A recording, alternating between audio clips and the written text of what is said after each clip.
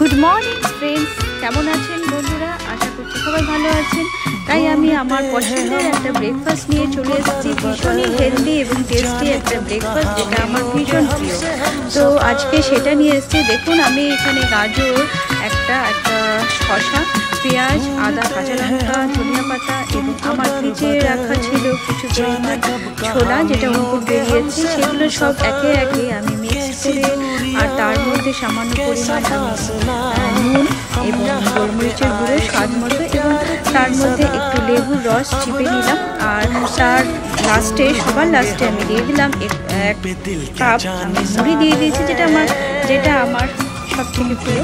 তো এগুলো সব মিলিয়ে আমি বানিয়ে ফেললাম। সেটা হলো ঝালমুড়ি হোক, স্যালাড মুড়ি হোক বা ভেলপুরি হোক, সব কিছুই একই হয়। তো ভীষণ টেস্টি এবং হেলদি একটা ব্রেকফাস্ট।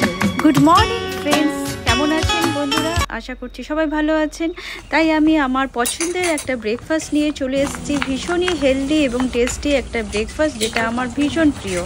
তো আজকে সেটা নিয়ে এসেছি। দেখুন, আমি এখানে গাজর, একটা শসা, পেঁয়াজ, আদা, কাঁচা লঙ্কা, ধনিয়া পাতা এবং আমার ভিজিয়ে রাখা ছিল কিছু পরিমাণ ছোলা, যেটা অঙ্কুর বেরিয়েছে, সেগুলো সব একে একে আমি মিক্সড করে আর তার মধ্যে সামান্য পরিমাণ আমি নুন এবং গোলমরিচের গুঁড়ো স্বাদ মতো এবং তার মধ্যে একটু লেবুর রস চিপে নিলাম।